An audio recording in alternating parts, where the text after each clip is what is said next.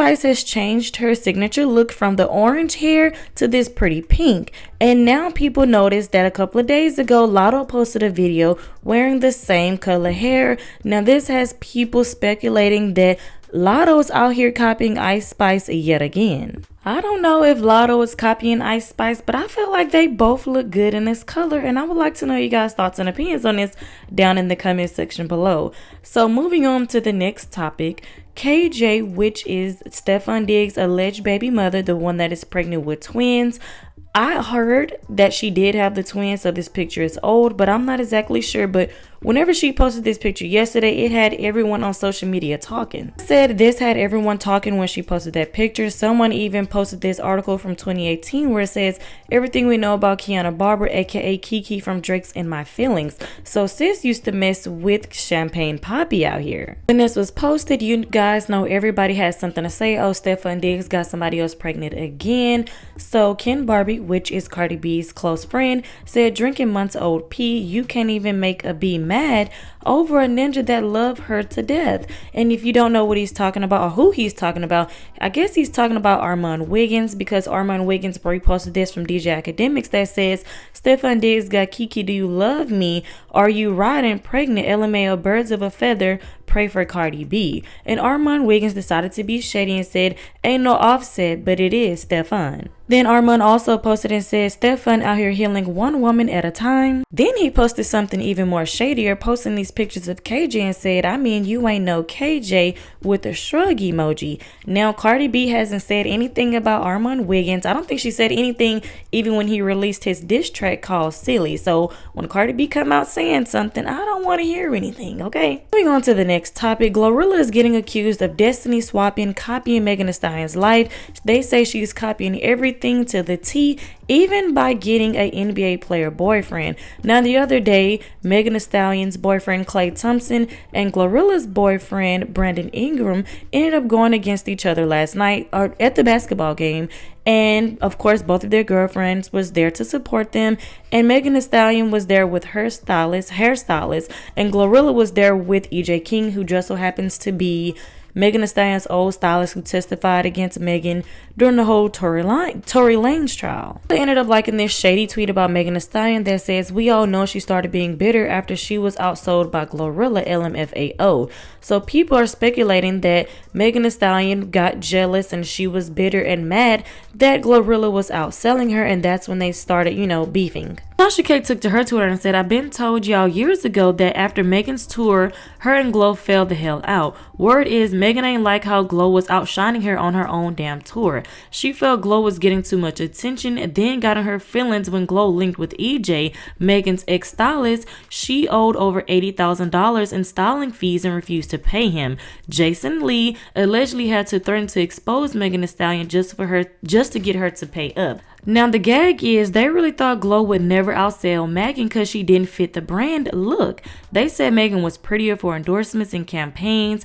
That's why they asked GloRilla to open up for Meg. They assumed she was the bottom artist with no longevity, but guess what? God said otherwise. Gloria Hallelujah outsold Megan only to come in at number 2 under Nicki. Not bots. Glo kept it cute, played her role, smiled for the cameras, and still came out on top. I guess if you ask me, it kind of makes sense. Like GloRilla wasn't dressing the way she is now. She wasn't as feminine as she is now. And look at sis. I can name 3 endorsements she done got already. The Shein deal that she just got, the Cane's deal. She also has the True Religion deal. So I guess it kind of makes sense. But anyways, I would like to know you guys' thoughts and opinions on this. So moving on to the next topic, Ari Fletcher's mom ended up getting into it with somebody backstage at G Herbo's concert.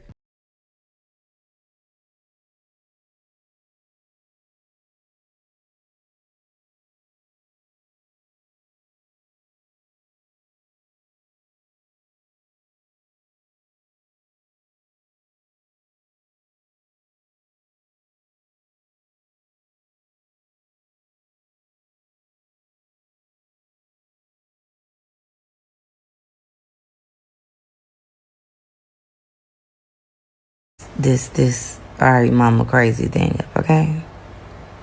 Like, oh, I see where she get it from.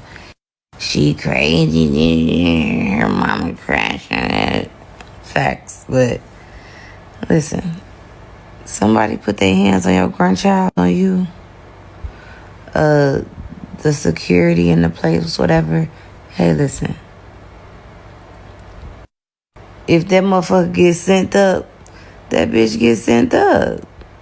I didn't even know what was happening. You see, I just walked over there. I'm like, I think she was outraged. I'm just like, let me calm this lady down. Moral of the story. My security guards fucked them up. They end up going to jail. Free now. But, yeah, somebody put their hands on my mom and on my nephew. We don't give a fuck who you security for. If you work for the building or not. Bitch, it's never sweet. It's not going down like that. So I hope that your mom will do the same for herself and for her grandkids. And my mom is not a crash out. My mom is a very sweet lady. But it could get like that too. So yeah. Meant to be true. But it's looking like the true separation of Megan Thee Stallion and GloRilla is at hand. I couldn't even I'm gonna do my hair and everything, y'all. I couldn't even really prepare, come presentable, because it's like I'm like everybody else. I look through social media and stuff, but I try not to really pay attention until I see what I see. But it is what it is, y'all. It is what it is. And I think that we were very right.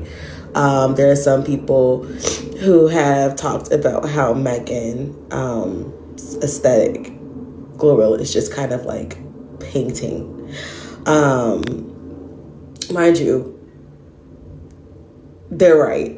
But I was just like, you know what? Maybe these women are just inspired by each other. But Armand Wiggins said it best. None of the rap girlies really like each other. I fear none of the rap girlies really like each other. Maybe rap to pop, maybe pop to pop. But the rap girls, we had a good run. And Wannabe is going to go on forever. Hopefully they can just kind of get over this. Glorilla can go and find her own style and aesthetic again. And all is well, because your girl is tired. And I know for GloRilla, it's going to be always easier to try to harp on Megan, because the gen pop of men don't like, Megan Thee Stallion.